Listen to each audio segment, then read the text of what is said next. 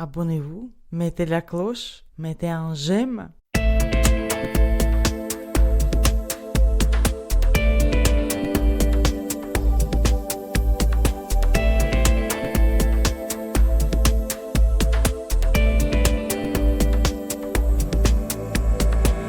Bonjour et bienvenue sur Oxitude pour un nouveau podcast. Aujourd'hui, nous allons interviewer toute l'équipe de Métro Connexion et pour animer ce podcast, je suis avec Yannick. Bonsoir. Voilà. Et nous avons comme invité Tanguy. Bonsoir à tous. Bonsoir Tanguy, Seb Bonsoir. et un deuxième Yannick. Eh bien, bonsoir. Voilà, les Yannick sont en force aujourd'hui. Eh oui. Voilà, donc nous sommes réunis pour parler donc de Métro Connexion dont on avait déjà parlé dans une précédente interview. À l'époque, Tanguy cherchait des repreneurs et finalement il a trouvé son équipe et on est là pour parler de tout ça. Dans un premier temps, est-ce que Tanguy, tu veux nous faire un petit historique de Métro Connexion, histoire de remettre tout le monde dans le bain? Oui, je vais être assez rapide puisque je pense que la plupart des auditeurs ont déjà entendu le précédent podcast, en effet, où j'avais fait un appel. Alors, Métro Connexion, donc le principe, c'est de décrire les correspondances dans le métro, initialement de Paris, et il y a également celle de Lyon. Ça a été créé en 2006. J'ai construit ça avec ma compagne pendant une douzaine d'années. Avec Chantal et qui s'est adjointe les services de quelques voyants pour aller faire des reconnaissances terrain et me rapporter les descriptions que je mettais en ligne.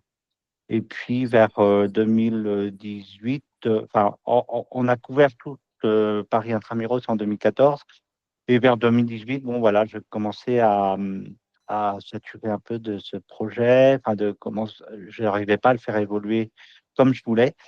Et le Covid aidant, les autres activités aidant, j'ai commencé à réfléchir à passer le relais, justement. Et c'est pour ça que j'ai lancé cet appel, je crois qu'il y a à peu près 1 an et demi sur Exitude. Très bien. Il faut rappeler quand même que c'est un boulot colossal que tu as mis en place, Tanguy. Aller décrire chacune des correspondances du métro, c'était quand même titanesque à la base. Si j'avais su que c'était aussi dingue, je me serais peut-être pas lancé. Mais voilà, parfois il faut de l'inconscience pour faire les choses. Rappelons que tu es toi-même déficient visuel, donc Ouais. ça veut dire que pour faire ces repérages, tu dois les faire toi. Enfin, tu as été obligé d'aller dans chacune des stations, quoi. Oui, oui.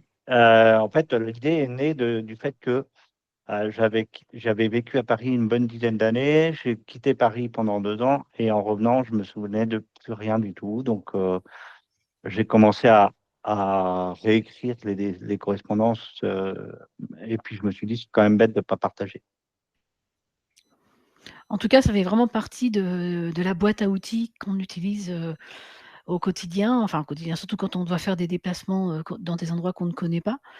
Surtout qu'en plus, on ne l'a pas encore dit, mais il y a aussi les lignes de métro, enfin les stations, des lignes qui sont listées.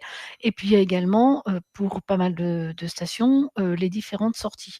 Donc c'est vrai que pour moi, ça fait partie du top 5 de la boîte à outils, des outils spécifiques. Moi Voilà. aussi, ouais, chez moi aussi, ça fait partie des choses que j'utilisais beaucoup, mais c'est vrai que ça demandait quand même une petite préparation dans la mesure où il fallait se prendre des notes en partant de Métro Connexion pour, sur le terrain, arriver à faire quelque chose, à pouvoir refaire des correspondances. Donc moi, je sais que je préparais des notes, souvent en braille, que j'avais dans Ah, la poche avec, pareil. avec ma correspondance et hop. Et puis après, c'est vrai qu'on a commencé à voir les correspondances dans des outils comme le localisateur ou dans VoxyWeb. Oui, tout à fait. Alors, oui, tout à fait. C'est en partie pour ça que j'avais besoin d'une équipe parce que l'application mobile, moi, je suis absolument pas compétent dans le développement de l'application mobile. J'avais commencé à faire une interface un peu plus pratique, mais qui restait encore quand même assez difficile à utiliser pour le mobile. Et de toute façon, elle nécessitait une connexion Internet. Donc, quand on sait la qualité de la connexion Internet dans le métro, Enfin, je ne sais pas si c'est mieux maintenant, mais enfin, à l'époque, c'était quand même un peu C'est pas rock'n'roll, quoi. si mal maintenant, je trouve. Mm. Ça a progressé. Hein. Effectivement, la méthode que tu décrivais, Yannick, elle pouvait marcher pour certaines choses, mais il y a quelques descriptions qui sont quand même extrêmement longues. Tout à fait. Il y a des fois, la feuille était un petit peu longue dans la poche. Puis Ouais. bon, vive l'abrégé déjà. Mm. Et puis une prise de notes un peu synthétique parfois pour dire, voilà.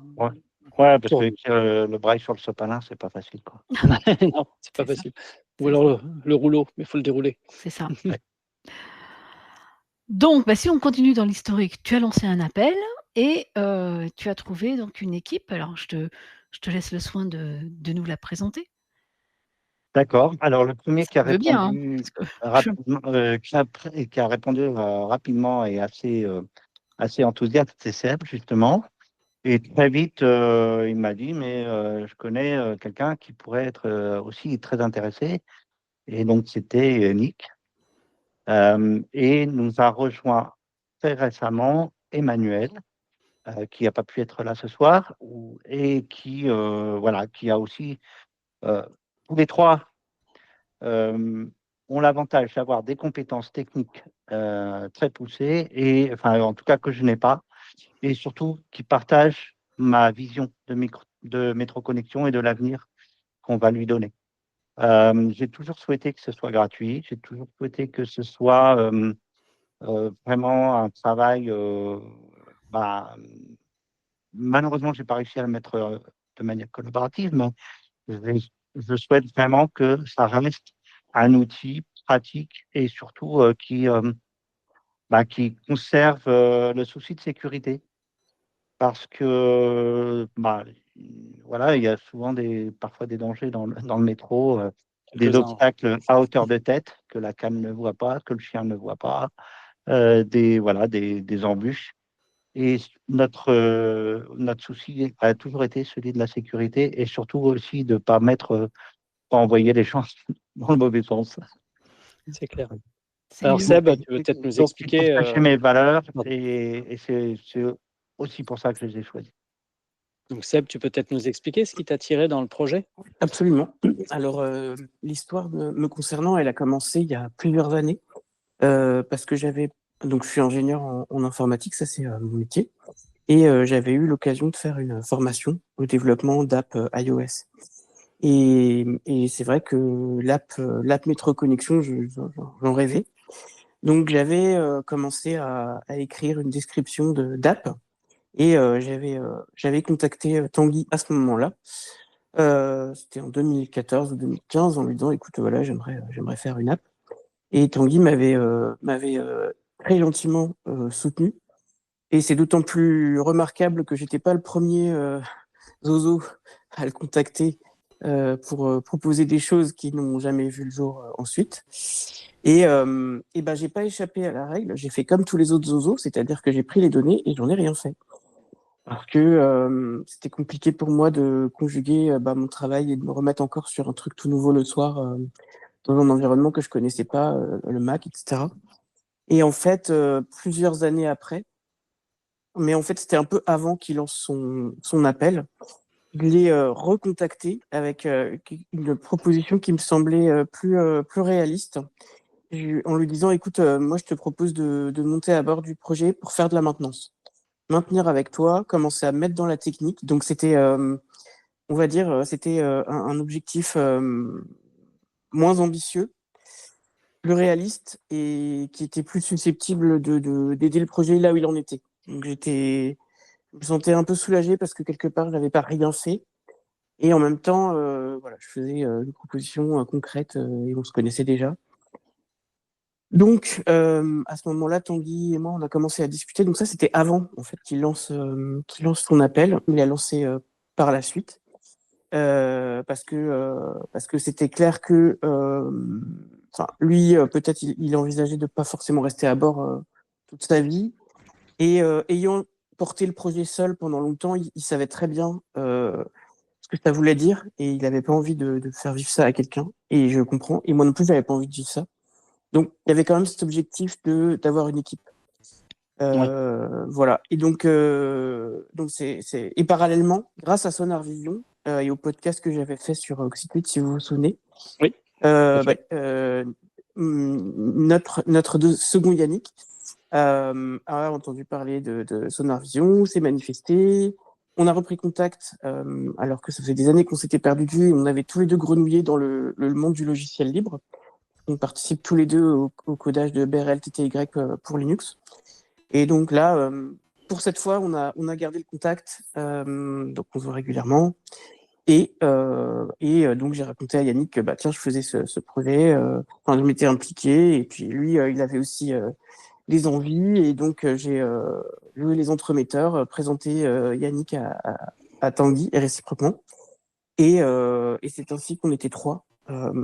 Et c'est ce trinôme qui a porté le projet en le changeant en changeant l'hébergeur du site web, en consolidant certaines choses, pour qu'on ait le temps, pendant que le site, qui est toujours fonctionnel, est là, pour qu'on ait le temps de travailler à la suite tranquillement. Voilà, en gros. Je ne sais pas si les gens imaginent, mais maintenir un site, c'est pas anodin comme travail. En fait, ça prend beaucoup de temps. Je ne sais pas si vous pouvez expliquer un petit peu, mais combien de temps ça vous prenait, par exemple, sans parler de nouvelles descriptions, de nouveaux repérages? Je dirais au quotidien, donc c'est surtout Yannick qui s'en occupe, donc il voudra peut-être compléter, mais on s'est vraiment contenté de prendre le site tel que Tanguy l'avait fait, et on l'a redéployé ailleurs, et en gros on n'y touche pas. Et ça, c'était donc il y a eu des choses à faire pour mettre en place les noms de domaine, les redirections d'adresse mail, les choses comme ça, qui ont en effet été un petit peu chronophages sur le coup.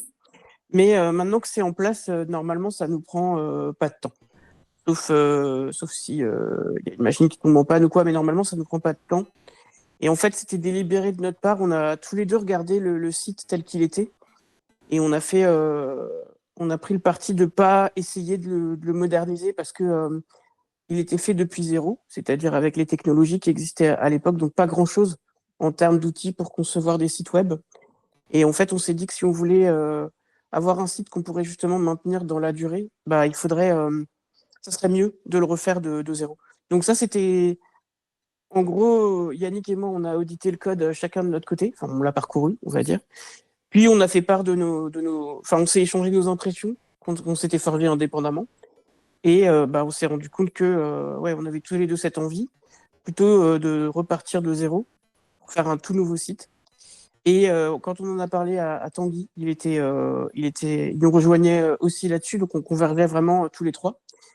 Et en plus, comme on était 2 à vouloir reprendre, il y a eu un peu finalement une répartition assez naturelle des rôles, qui était que Yannick travaillerait sur l'app, dont il va être question après, et moi sur le nouveau site qui prendrait le relais de l'ancien. Du coup, Yannick, toi, qu'est-ce qui t'a attiré dans le projet Alors moi, clairement, le pognon. Hein, oui. Je suis un mercenaire. Donc moi, voilà. D'ailleurs, les gars, il faudra qu'on discute après, parce que j'ai une facture. Non. Blague à part, qu'est-ce qui m'a attiré dans le projet? Moi, en fait, j'ai à peu près globalement plus ou moins une trajectoire assez similaire à celle de Seb, à savoir que j'utilise MetroConnexion depuis des années dans Paris. Même si maintenant je suis plus parisien, je suis pas très loin de Paris et je viens souvent à Paris pour le boulot. Et de fait, je me déplace systématiquement que en transport, sauf dans d'exceptionnels cas. Et conséquemment, vu que MetroConnexion fonctionne très bien pour les descriptions de correspondance, j'utilise le site à fond. Et ce qui m'a donné envie de rejoindre, c'est que ça fait des années où je me dis que le site est génial. Les descriptions de correspondance, on l'a dit, c'est un travail colossal.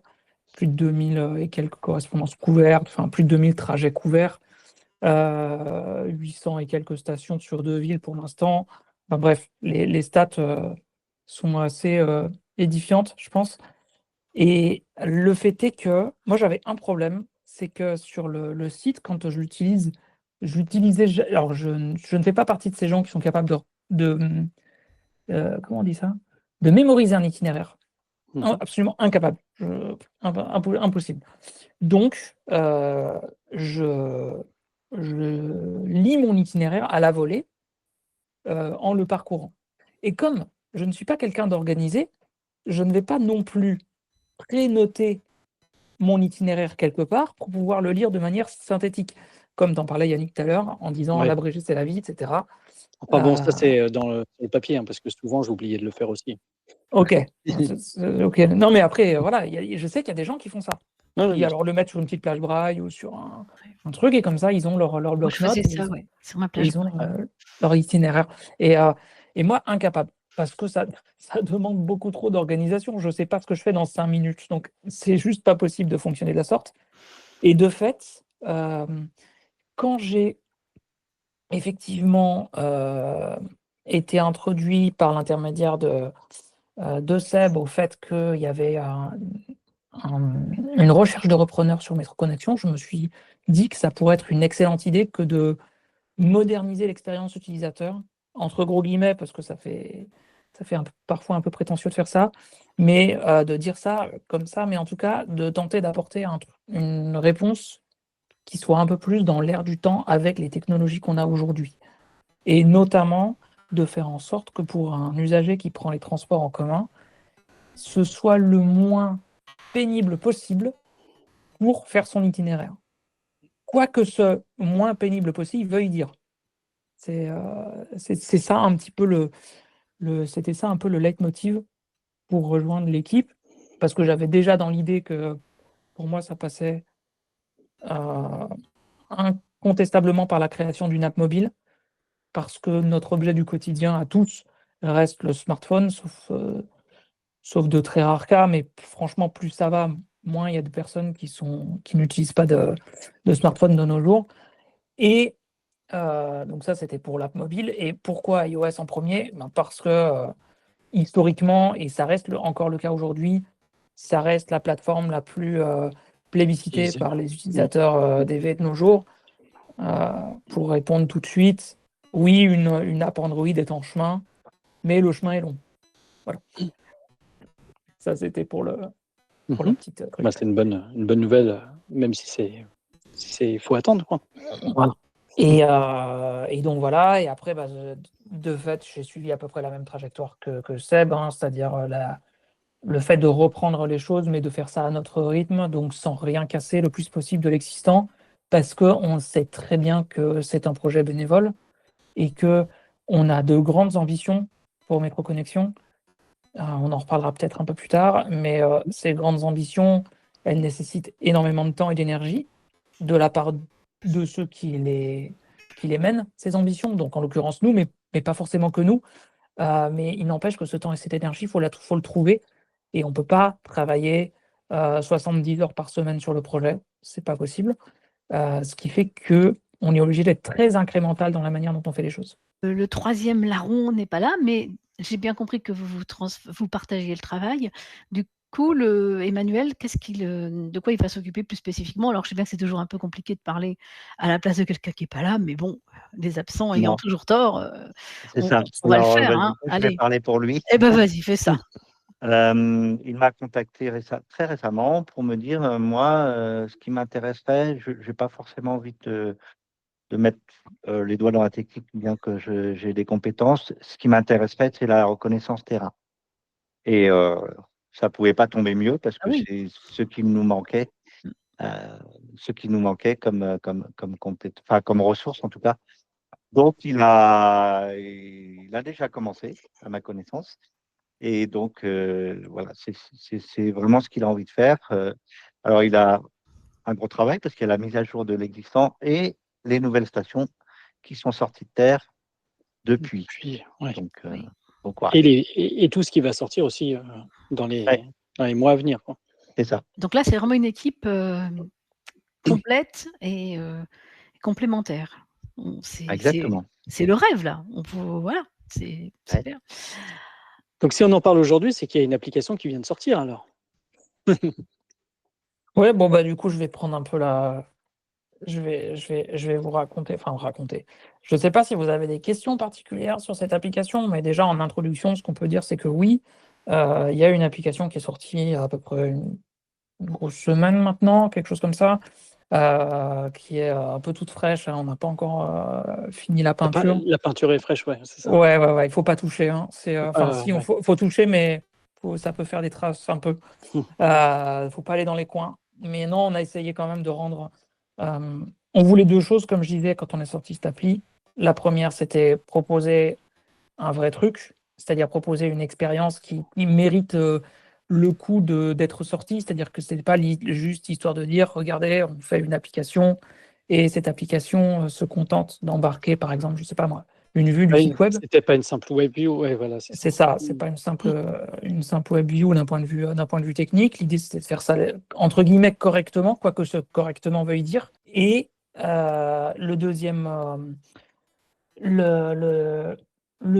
point, c'était de s'assurer qu'on la sorte quand on était suffisamment confiant pour que justement ce qu'on voulait y mettre dedans soit dedans. Donc c'est très bien tombé. Je ne cache pas qu'une partie de mon été a été passée à ça, mais c'est extrêmement bien tombé parce qu'on a réussi à la sortir à un timing qui est relativement idéal. On est au mois de septembre, on est au moment où il y a beaucoup de personnes qui reprennent le travail après peut-être être parties en vacances dans les villes, dans les grandes villes, genre Paris et Lyon, pour ne citer qu'elles. Et puis il y a des étudiants qui arrivent à Paris aussi pour une année universitaire ou une année d'études au sens large et qui auraient besoin de métro-connexion peut-être pour se déplacer dans les transports. Et de fait, voilà, c'est ce qu'on s'est dit. Alors, moi, ce que je tiens à dire, c'est donc je l'ai téléchargé, je l'ai testé et il y a quelque chose sur lequel j'ai envie de vous féliciter dès le début parce que, contrairement à beaucoup d'applications, là, il y a de la doc. C'est-à-dire que quand on la lance la première fois, on a des explications sur tous les différents onglets. On sait ce qu'on va pouvoir faire, ce qu'on va trouver, ce qu'on va avoir comme contrôle et c'est quand même très agréable parce que je pense qu'on a tous eu des expériences où on télécharge des applis qui nous promettent monts et merveilles et puis on se retrouve devant des trucs, bon, on ne sait pas trop comment ça marche, on ne sait pas trop si c'est dans le rotor, si c'est ailleurs, dans un menu contextuel, on n'en sait rien et là, franchement, je trouve que pour une première version, quand vous annoncez que justement que la peinture est pas sèche, eh bien, d'avoir pensé à mettre ces infos en début et en plus on peut y revenir plus tard, j'ai vu ça dans les paramètres, on peut relancer le tutoriel, je ne sais pas si c'est un tutoriel mais on va l'appeler comme ça. Eh bien moi je trouve que ça, c'est vraiment très agréable. C'est que c'est extrêmement drôle. Alors pourquoi c'est extrêmement drôle? Parce qu'il s'avère que ce tuto n'a failli jamais voir le jour. Ça aurait été dommage parce que il est bien. Enfin, voilà, en fait, pourquoi il a failli jamais voir le jour? Tout simplement parce que quand on sort une app sur iOS, elle doit être validée par Apple. C'est ce qui fait un peu la force de l'écosystème et aussi sa faiblesse parce que ça crée des lenteurs. Oui. Et en fait, donc c'est des humains qui on leur soumet l'application, on leur dit voilà, j'ai fait une appli, elle est censée faire ça, avec une liste assez exhaustive de fonctionnalités, et ils sont censés vérifier par eux-mêmes que les fonctionnalités qu'on met en avant sont présentes et qu'elles fonctionnent, et deux, qu'elles soient en accord avec les normes pavées que sont la réglementation de l'App Store faite par Apple. Et en fait, il s'est avéré qu'il y avait une fonctionnalité qu'on a mise en avant dans la liste des fonctionnalités à présenter avec eux, qui était la navigation par on en reparlera peut-être, la navigation par les écouteurs avec des écouteurs filaires. Donc en gardant son téléphone dans la poche et en ayant la capacité de pouvoir suivre son itinéraire comme ça, avec son téléphone dans la poche, ses écouteurs branchés, et de ne pas interagir avec son téléphone, juste avec la télécommande de ses écouteurs. Et en fait, les gars d'Apple ont dit c'est super, votre truc il a l'air bien, mais on ne trouve pas. Et en fait, ils ne le trouvaient pas parce que cette fonctionnalité elle est invisible, dans le sens où elle se déclenche uniquement si les écouteurs sont branchés, mais s'ils ne le sont pas, elle ne se déclenche pas. Et de fait, si on ne le dit pas, les gens ne peuvent pas le savoir. Et c'est ce qui a fait que c'est comme ça que le tutoriel est né, en fait. Ouais. Donc, juste une petite précision, tu dis écouteurs, ça marche avec des AirPods aussi? Alors, toi, tu aimes bien mettre les pieds dans le plat directement. Tu veux aller dans les coins où la peinture n'est pas sèche. Ok, très bien. Alors, ça marchera avec des AirPods. Pour l'instant, moi, je l'ai fait avec des AirPods. Oui, mais tu noteras qu'avec des AirPods AirPods Bluetooth, on est d'accord, Oui, AirPods oui, oui, Pro, oui, etc. oui, oui, oui, ouais. Tu noteras que si tu le fais avec des AirPods, ça fonctionne dès lors que il y a, si par exemple, tu lis une description d'un quai où on te dit tourner à 3 heures, par Oui. exemple, et que tu attends la fin de cette description et que tu fais piste suivante, tu noteras que ça ne fait pas piste suivante. Bah, ça dépend des fois. J'ai l'impression parfois que Exactement. Comme c'est pas fiable Ouais. comme manière de fonctionner, pour Mm. l'instant, je ne l'ai pas noté comme compatible. D'accord. Lié à une bizarrerie J'ai USD réussi d'Apple. parfois à le faire et parfois il faut effectivement sortir un petit peu, hop, l'aider un peu à passer à l'étape suivante, quoi. En fait, ça marchera dès lors que tu fais étape suivante, tant que la synthèse vocale lit quelque chose. Ah oui, d'accord. Dès qu'elle ne lit plus quelque chose, les AirPods considèrent qu'elle ne lit plus rien et que du coup, ça ne sert à rien de faire suivant, donc il envoie lecture au lieu de suivant. Mhm. Oui, d'accord. Ok. Donc il faut que je cours dans le métro. Exactement. Ou que tu fasses, que tu spammes ton truc lecture à chaque fois, même si ça va te lire 45 fois la même instruction, jusqu'à ce que tu en aies marre et que tu arrives au bon endroit. Et là, tu pourras faire suivant. D'accord. Hmm. Ok. J'ai cru, Seb, que tu disais il y a un nouveau site alors aussi ou je suis pas sûr d'avoir bien compris. Le nouveau site n'est pas prêt. D'accord. C'est pour Donc bientôt, c'est alors avec une définition à préciser de bientôt. Mais non, le nouveau site n'est pas encore prêt et D'accord, c'est des projets à c'était venir, hein. ouais, tout à fait. Ok. Tout à fait. C'est pour ça qu'on s'est dit qu'on allait mettre en avant l'app parce que comme je disais à mes camarades, elle a l'avantage d'exister. Le site, ouais, c'est un projet en cours. Et d'ailleurs, je me permets une petite précision par rapport à ce qui a été dit tout à l'heure. Sur l'équipe, vous disiez, je crois que c'était toi, Pascal, qui disait qu'on était complet et complémentaires. Oui. Alors C'est pas complet. oui, voilà, c'est ça. En fait, on est tout à fait complémentaires, mais il nous manque encore des compétences, notamment sur tout ce qui est graphique, design graphique, que ce soit pour l'app ou pour le site. Je pense qu'on serait ravis de trouver des personnes qui pourraient nous aider à faire que ce soit aussi quelque chose de visuellement agréable. Et ça, il faut voir que c'est pas que pour pas faire un truc d'aveugle. C'est aussi parce que potentiellement, ce genre de service peut intéresser des gens qui sont porteurs d'autres handicaps et qui peuvent avoir besoin voilà, d'un design qui les aide. Je pense aux gens Alzheimer, aux gens qui ont des troubles de l'attention, voilà. En tout cas, donc s'il y a des designers qui nous écoutent, qui n'hésitent pas à revenir vers vous. Exactement. C'est tout à fait le message. Oui, ou peut-être même des étudiants qui auraient besoin d'un stage.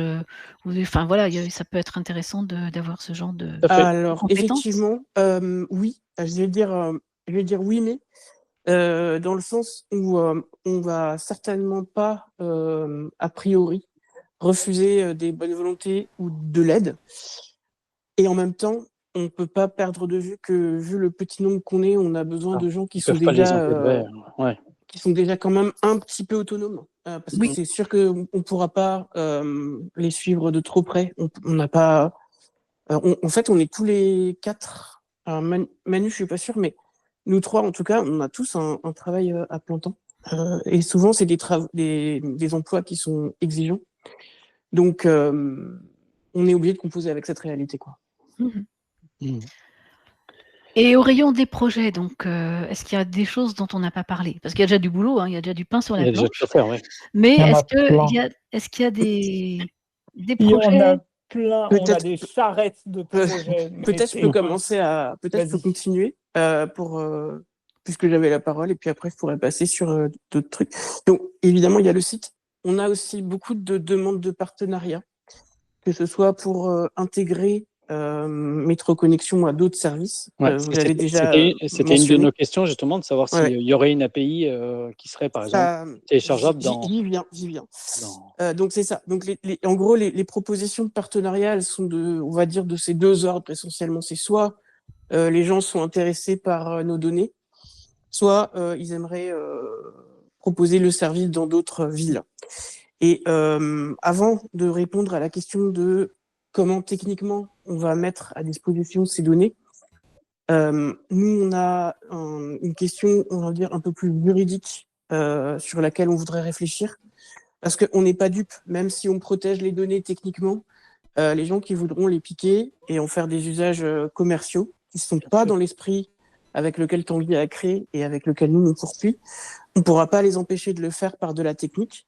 Donc, la première des questions qu'on a à résoudre, c'est une question juridique de sous quelle licence on va mettre les données pour permettre les usages qui nous semblent, on va dire, compatibles avec l'esprit de métroconnexion et empêcher ceux qui ne le sont pas. Et pas le faire au niveau technique, mais le faire au niveau juridique. Donc ça, c'est vraiment le préalable.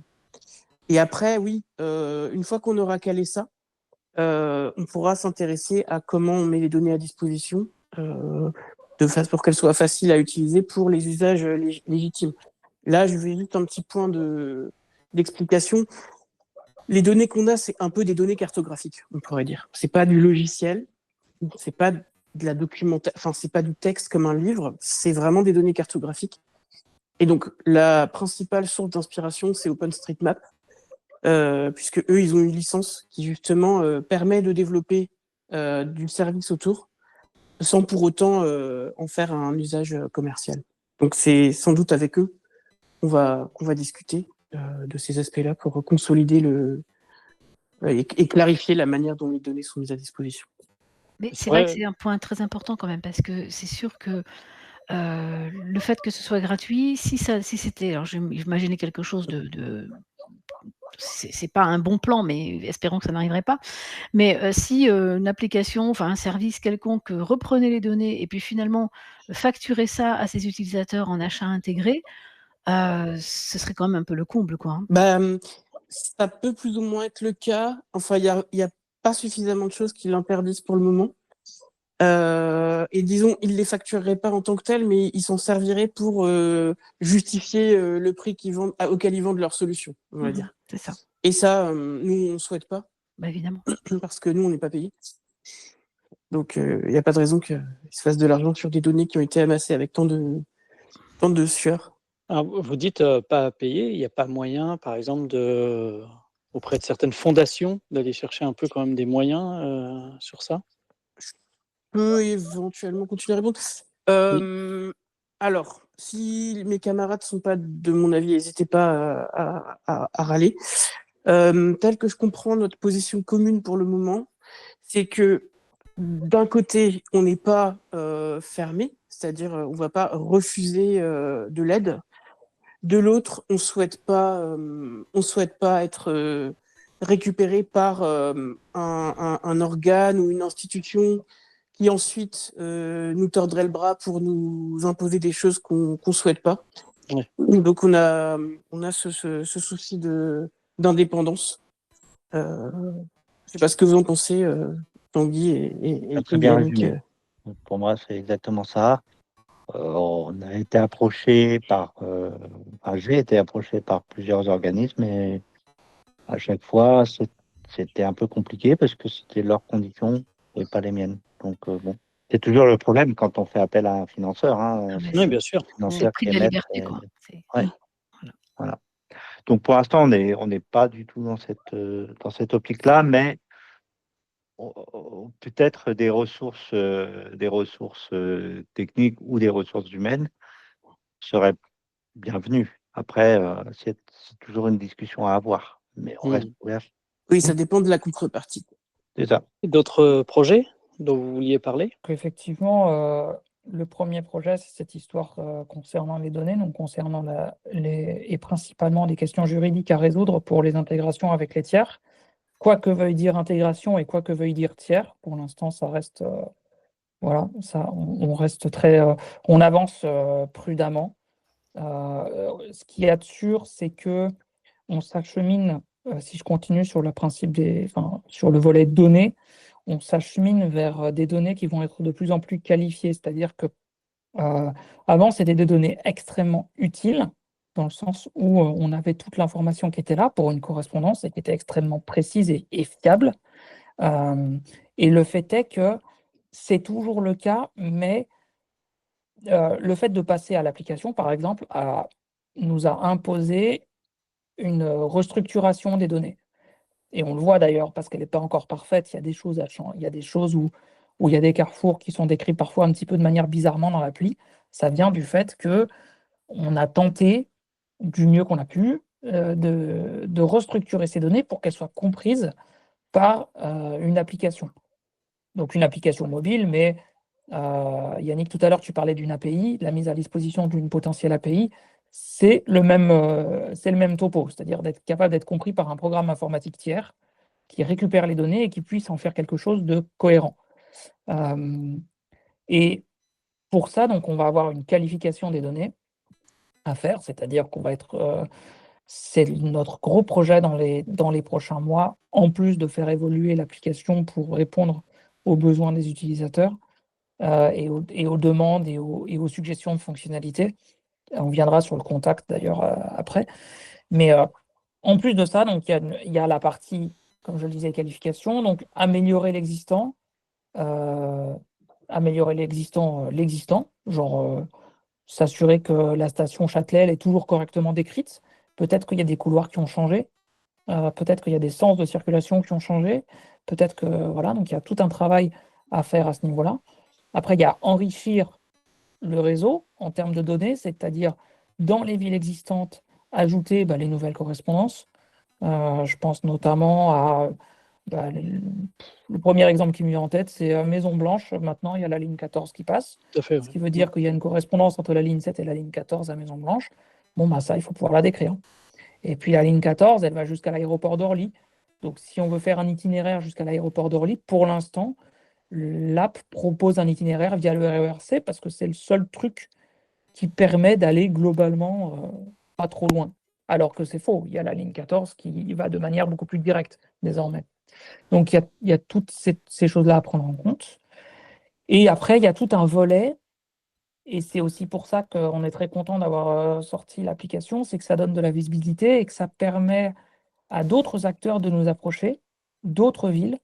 Et on est en discussion, on commence à avoir des discussions avec d'autres villes de France et d'ailleurs, qui, alors, bien souvent par l'intermédiaire de leurs usagers ou par l'intermédiaire de personnes qui sont membres de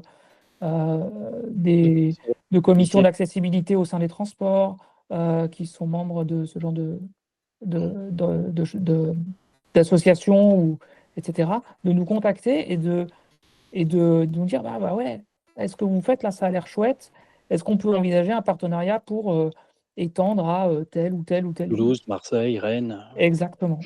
Exactement. Alors, je ne vais pas citer le nom des villes parce que je n'ai pas envie de les mettre Ouais, dans bien la sûr. sauce s'ils ne sont pas prêts. Mais en tout cas, nous, ça fait partie aussi des choses et ça va permettre de revenir aussi sur le côté collaboratif. Notre objectif, c'est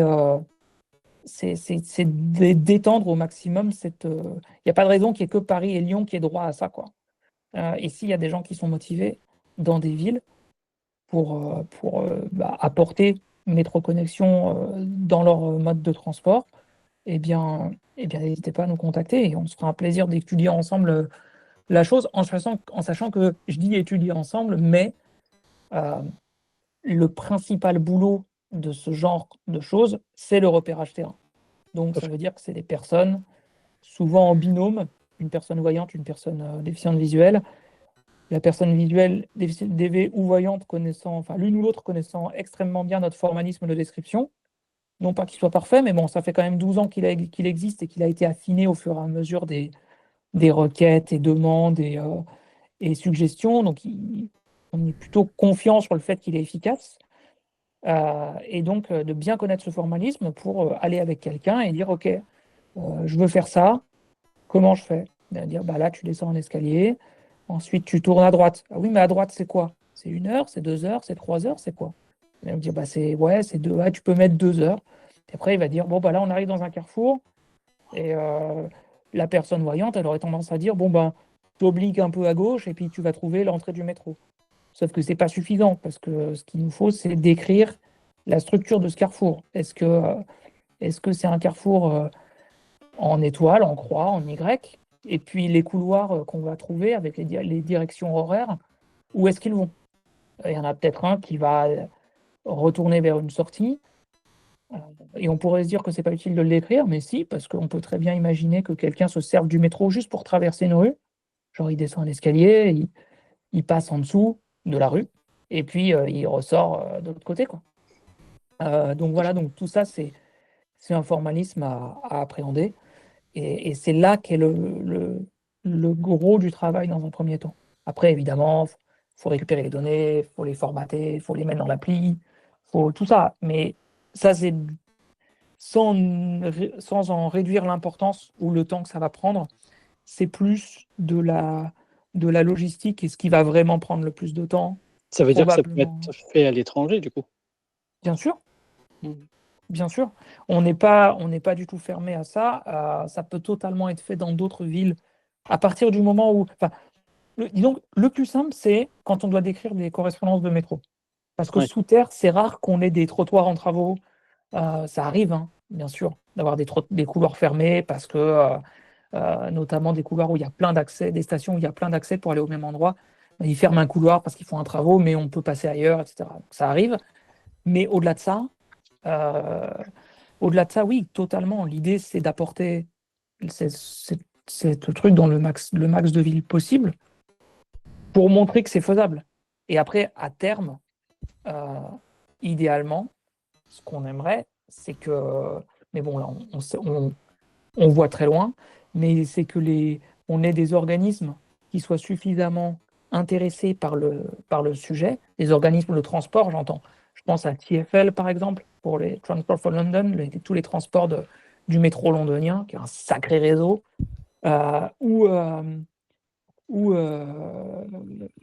c'est quoi, c'est Met pour New York, je sais plus, j'ai un doute pour New York, mais en gros, les transports de métro de grandes villes qui se disent, OK, ils ont un, un cadre de travail, ils ont un framework de quelque chose qui fonctionne pour décrire des correspondances, et ben on s'en empare, et nous, on apporte les données qui seront en plus des vraies données qualifiées, parce que ça vient de l'autorité de transport. Donc là, on peut pas rêver mieux en termes de, il n'y a pas d'intermédiaire, et de fait, on maintient cette, cette clause-là, quoi. Et on fournit cette expérience-là aux usagers. Parce qu'avant d'être des usagers DV de métro connexion, on est des usagers des transports. Et on répond à la problématique de comment on change à Châtelet, parce que personne d'autre l'a fait, en fait. Tout à fait. C'est Et exactement nous, ça.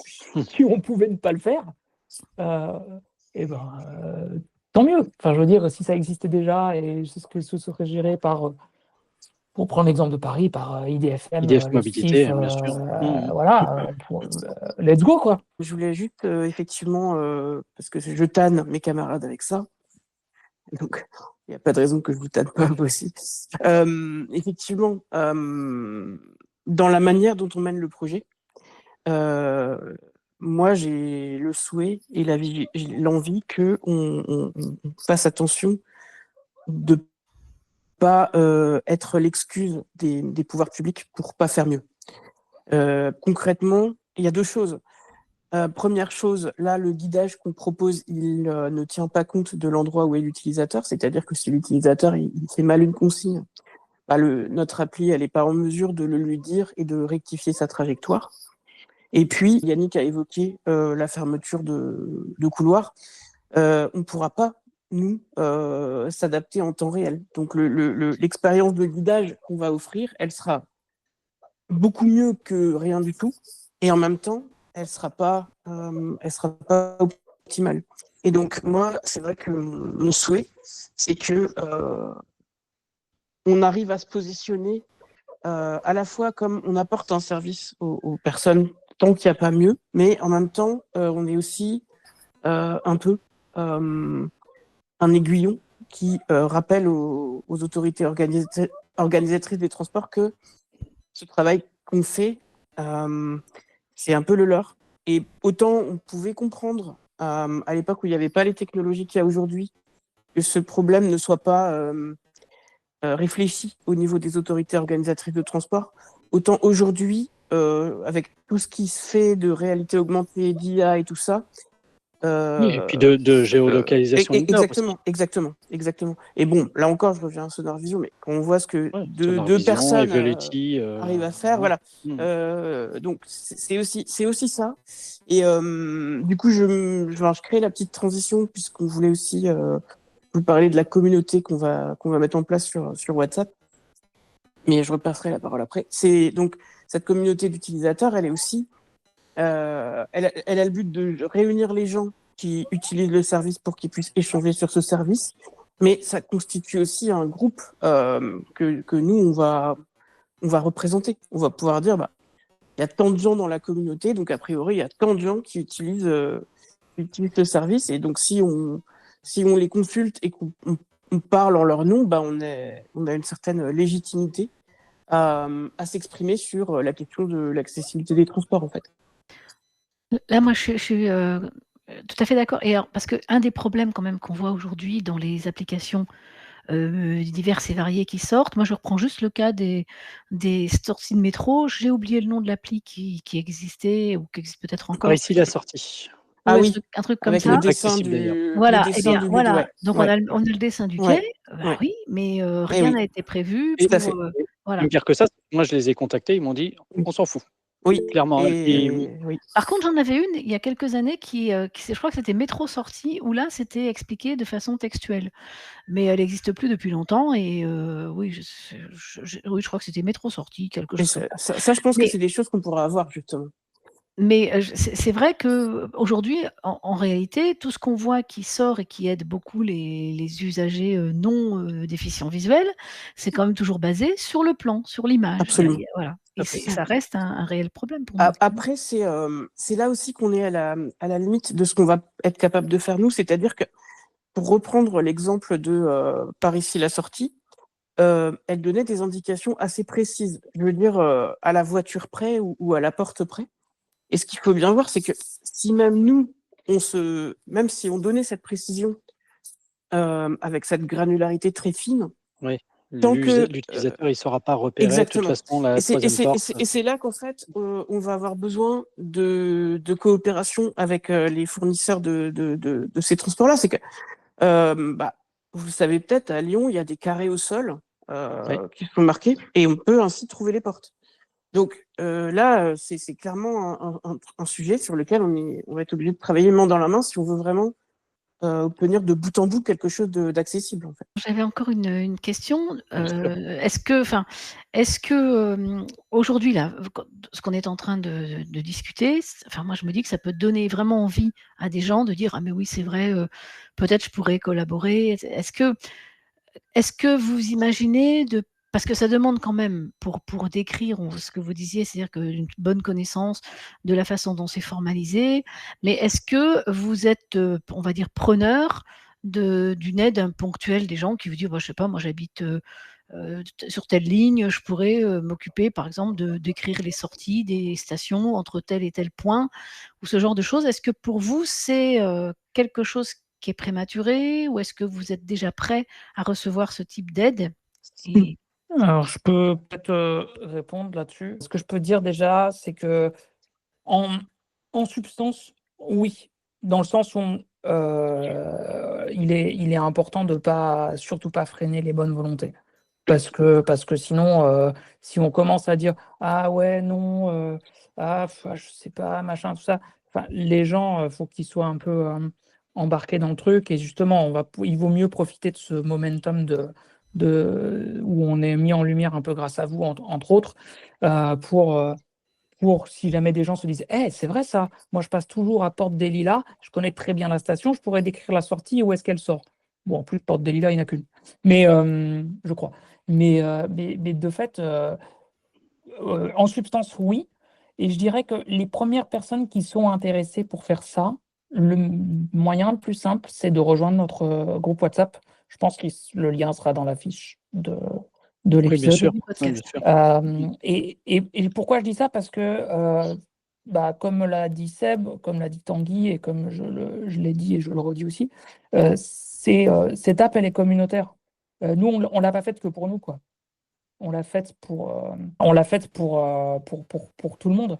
Donc, profitons du fait qu'on ait des moyens de communication et qu'en plus, il n'y ait pas de barrière entre nous qui essayons d'implémenter les choses au sein de l'appli, au sein du site, au sein des données ou de quoi que ce soit, et les gens qui utilisent vraiment ces choses-là tous les jours et qui râlent parce que tous les matins à République, la correspondance entre la 3 et la 5, elle est pétée. Enfin, je dis un truc mais pour dire quelque chose, mais voilà quoi. Ouais. Donc, surtout, n'hésitez pas à nous rejoindre. Ça fait un peu secte dit comme ça, mais venez, venez, on est déjà 8. Non, mais ouais, n'hésitez pas à nous rejoindre, vraiment, indépendamment de ce que vous voulez faire ou pas faire, hein. Je veux dire, indépendamment de... ça reste un projet bénévole, chacun peut ou ne peut pas contribuer à un certain niveau, et c'est totalement OK. Je pense qu'il faut être totalement clair et honnête avec ça. Et après, chacun fait un peu comme il peut, en fonction de son temps libre. Il s'avère qu'en ce moment, moi, bon, je n'ai pas beaucoup de temps libre, mais j'ai pas mal de temps que je peux consacrer au projet. Ce ne sera peut-être pas toujours le cas. Il y a des moments, ce sera peut-être moins le cas, mais il y en aura d'autres. Il y aura d'autres personnes qui pourront prendre la relève, et au plus on sera, le mieux ce sera. Donc clairement, oui. Malgré tout, vous avez un peu de bande passante. C'est-à-dire que moi, Oui, par oui, exemple, je bien suis sur sûr. le groupe WhatsApp. Si on fait des préconisations, il Bien sûr. y a un moyen pour vous quand même de prendre du temps pour faire des choses, parce que j'imagine que c'est chronophage, ce genre de projet. Donc, Alors, pour parler très spécifiquement de l'application mobile, moi je suis méga preneur, vraiment, parce que je l'ai faite selon ce que je pensais être bien, et voilà, et c'est ce que c'est au jour d'aujourd'hui, et j'en suis plutôt content. Mais si moi seul j'en suis content, ça m'intéresse pas. Si plein de gens râlent en disant ah ouais c'est comme ça, mais c'est dommage qu'on puisse pas faire ça, quoi. C'est dommage qu'on puisse pas, je sais pas moi, faire même sur la hiérarchie, par exemple, de l'information, de la manière dont elle est restituée, c'est vrai qu'il y a exactement, tout peut-être à des fait. choses à Ouais, bien sûr, échanger, bien en tout sûr, cas. bien sûr. Et après, on parle là tout à l'heure, on évoquait le fait qu'il y a des personnes qui nous rejoignent pour éventuellement décrire de nouvelles sorties, décrire de nouvelles correspondances, etc., etc. Mais ça peut être aussi des personnes qui vont prendre le temps d'écrire un guide. Je connais extrêmement bien Métroconnexion. Je suis un usager, ça fait 5 ans que j'utilise tous les jours. Je sais exactement comment ça marche, les descriptions, les machins, les bidules. Maintenant, je vais écrire un guide pour qu'une personne qui veuille décrire une sortie, qu'est-ce qu'elle doit faire? À quoi elle doit penser dans ses descriptions?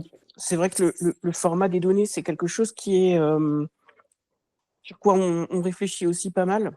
Donc pour donner 2 exemples, il y a une première chose qui serait sans doute bien de distinguer, c'est les descriptions et les instructions qui pour l'instant sont mélangées.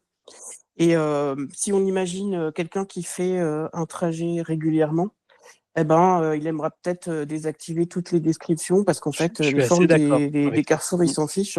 Mm. Donc ça, c'est un premier truc. Une deuxième chose, c'est que pour l'instant, on va prendre un exemple. On va dire on veut faire un trajet d'un certain quai jusqu'à une première sortie, puis d'un certain quai à une autre sortie. Pour l'instant, ces trajets, en supposant qu'ils ont beaucoup en commun. En gros, ils ont le début en commun et à la fin, ça se sépare. Et pour le moment, l'information, elle est copier-coller. Elle n'est pas du tout, factorisée, on va dire. Elle n'est pas en un seul endroit. Donc, ce que ça veut dire concrètement, c'est que si on découvre une erreur dans un de ces trajets, on va devoir la corriger dans les deux. Ah oui. Donc, il y a l'idée de se dire, on va avoir une représentation des données qui fait que tous les bouts de trajet qui sont partagés entre plusieurs itinéraires, ils seront présents qu'une seule fois. De sorte que quand on veut faire une correction, on la fait à un seul endroit et c'est réglé. Et un autre truc, c'est que pour l'instant, ce que l'utilisateur voit, c'est les instructions telles qu'elles ont été écrites. Donc, en gros, potentiellement, un même carrefour, il peut être décrit plusieurs fois dans la base de données, parce que, en gros, il sera décrit en fonction de chacun des couloirs par lesquels on y arrive, d'accord? Donc, s'il y a 4 couloirs, il y a 4 descriptions. Il y a un moment, ça, si on veut que ce soit bien, que ce soit propre, on aimerait abstraire les choses et pouvoir décrire les choses de manière très abstraite. Et à partir de cette description abstraite, on va être capable de générer les instructions, quel que soit l'endroit d'où on vient, et ainsi on aura, en fait, à partir de la même donnée à l'intérieur, on aura des descriptions qui vont s'adapter à d'où on vient, dans quel sens on prend le carrefour. Je ne sais pas si je suis claire ou pas. Si, en fait, on a une image, on va dire, enfin, pas parler comme ça, dans Oui, un endroit, et en fonction de là où on arrive, exactement. on aura plusieurs interprétations. Exactement. Voilà. Ok, Exactement. Mais ce sera la même image. c'est ça. C'est tout à fait ça. Mm. C'est exactement ça. C'est parfaitement ça. Je te remercie d'avoir su dire en un mot, en une phrase que j'ai mis 5 minutes à dire. Mais oui, c'est exactement ça. Mais ça, c'est un travail colossal quand même. Absolument. Mais c'est aussi pour ça que, encore une fois, c'est, comment dire, chaque chose qu'on fait, on doit, à mon avis, la faire en conscience. Entre, d'un côté, oui, on a envie d'apporter du service. D'un autre côté, on ne veut pas que les gens qui sont censés fournir ce service se dédouanent. Donc, il y a quelque chose où il faut, pour moi, vraiment pondérer les choses. Très beau projet. Oui. Et du coup, ouais, il y a une chose qu'il faut ajouter, c'est je pense qu'il faut vraiment remercier Tanguy pour tout ce qu'il a fait depuis ces années, parce qu'il porte le projet sur ses épaules, et je sais pas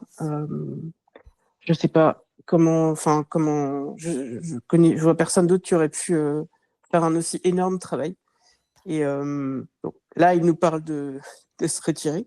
Donc, moi, je vais vous dire publiquement ce que je lui ai déjà dit, c'est que de tout mon cœur, je souhaite qu'il ne se retire pas, parce que c'est, comment dire, travailler avec lui, ça fait partie des raisons qui sont motivantes pour être sur le projet. Donc, moi, mon espoir, c'est que on ait des idées suffisamment enthousiasmantes pour qu'il ait envie de rester à bord avec nous, et que dans la mesure où il est un peu déchargé des aspects un peu rébarbatifs, techniques et tout ça, et ben que il ait envie de rester, parce que ça reste le fondateur du projet. Et même si dans 10 ans le métro connexion est quelque chose de complètement différent de ce que Tanguy a créé, ça changera rien. Tanguy reste le père fondateur de ce projet. C'est ce que j'allais dire, c'est comme avec un enfant, hein. De toute façon, on l'aide à grandir, et puis une fois qu'il prend son autonomie, il prend la route qu'il veut, mais on peut toujours rester là pour essayer de le guider. La relation parentale, elle reste jusqu'à ce que mort s'en suive. Alors, le plus tard possible. Moi, ce que je voudrais rajouter, c'est quand même dire déjà un grand merci à Tanguy et à Chantal pour ce travail qu'ils ont fait. Ouais. Mais surtout, moi, en plus, pas forcément surtout, mais en plus, je trouve très louable d'avoir eu cette envie que ça perdure, parce qu'il y a quand même dans des projets, ce qu'on voit parfois, c'est des gens, ils arrêtent et puis ils tirent à la porte, quoi. Après moi, c'est la terre brûlée et on fait pas ce qu'il faut pour que ça perdure. Et ça, c'est quand même tellement dommage. Ça serait tellement dommage que le projet soit tombé à l'eau et qu'il n'y ait pas eu de repreneur. Il n'empêche que pour avoir, faire ce qu'il faut pour que ça perdure, il faut aussi beaucoup de courage, parce que d'abord, ça prend du temps. Il faut quand même bien chercher, bien expliquer ce qu'on veut faire, etc. Et puis c'est aussi un travail pour dire oui, je prépare la succession. Et c'est pas si facile que ça. Et ça peut être parfois tentant de dire je ne m'en occupe plus, c'est terminé, et on tourne la page. Et moi, je trouve que d'avoir fait tout ce qu'il faut pour que ça puisse continuer dans de bonnes conditions, merci Tanguy. Et tu crois pas si bien dire, Pascal, parce qu'il l'a fait depuis le début. C'est-à-dire qu'avec le code, il nous a transmis toute la documentation technique qu'il avait écrite en même temps. Et cette documentation, elle expliquait pas seulement comment ça marchait, mais elle expliquait aussi pourquoi il avait fait les choix qu'il avait faits. Et donc, cette documentation, c'est une mine d'or. Et donc, je pense, tu me diras si je me trompe, Tanguy, mais je pense que ce souci que ça puisse être repris par d'autres, tu l'avais, à mon avis, dès l'origine, en fait. Sinon, tu n'aurais pas mis tout ça par écrit. Oui. Et puis, je me souviens d'une discussion qu'on avait eue ensemble quand on s'était rencontrés. Tu m'avais parlé de l'effet camion, c'est-à-dire que si un jour je passe sous un camion, il y a plus de métro connexion. Oui. Et mais la documentation, je l'avais faite bien avant, déjà pour moi-même, hein, parce qu'à un moment, tu fais des trucs, mais tu sais même plus pourquoi tu les as faites. pourquoi tu as fait ce choix-là et voilà, donc ça, c'est déjà pour moi-même, mais aussi effectivement pour que quelqu'un puisse prendre la relève. Donc, je vous remercie pour tous ces compliments. Par contre, moi, je vais répondre à ce que j'avais dit à Sébastien, c'est-à-dire que je passe le relais et je vais me retirer sur la pointe des pieds parce que j'ai, je, je supporte assez mal les gens qui disent qu'ils se retirent et qui finalement restent, se cramponnent et deviennent, au bout du compte, assez encombrants parce que c'est leur bébé et que ils veulent pas, enfin, ils veulent bien qu'on y touche, mais ils veulent pas qu'on y touche. Donc, je veux pas tomber dans ce travers-là. Et donc, je resterai à l'écoute de ce qui se passe, avec curiosité, évidemment, parce que j'ai très envie que ce projet se modernise et vous avez pu entendre que les idées ne manquent pas. Donc, et j'ai très confiance en Sébastien, en Yannick et Emmanuel pour ça. Je lui réponds ce que j'ai répondu à Tanguy, à Ah. savoir que les gens qui ont cette attitude de s'accrocher ne diraient pas ce que dit Tanguy, en fait. Et que rien que le fait qu'ils disent ce qu'il vient de dire, ça prouve qu'il n'a pas cette attitude. Et donc, on peut le garder à bord. Et que si jamais un jour ça changeait, je pense qu'on serait assez grand pour se le dire, mais je pense que c'est pas de moi la veille, en fait. On va le séquestrer.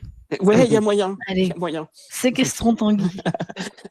Est-ce qu'on conclut qu'il y a encore des choses? Il y aurait sûrement des choses à dire, mais Ouais, je pense que déjà, bon, oui. après, il y a la communauté justement pour tous ceux qui veulent échanger avec l'équipe. Il y a la communauté WhatsApp et puis. Et il y a une chose qu'on peut dire, c'est à la prochaine. C'est-à-dire que on espère que cet épisode que vous avez la gentillesse de nous consacrer sera pas le dernier et que on aura suffisamment de nouveautés à raconter pour que vous ayez envie de nous en reconsacrer un. Ben, avec plaisir. Et le plaisir sera partagé. Voilà. On se quitte là-dessus? On se quitte là-dessus. Hein. On se quitte là-dessus? On se quitte là-dessus. Travaillez bien. Et Faites-nous puis, une belle application. faites-nous une application, que les auditeurs qui souhaitent vous aider, eh bien, y réfléchissent, vous contactent Tous les contacts seront dans la fiche du podcast. Voilà. Et puis, ben, on va se dire à bientôt, soit dans Métro Connexion, dans le métro ou sur Oxitude. Merci pour votre indéfectible soutien. Et à tous. Au revoir. Au revoir. Au revoir. Merci à tous.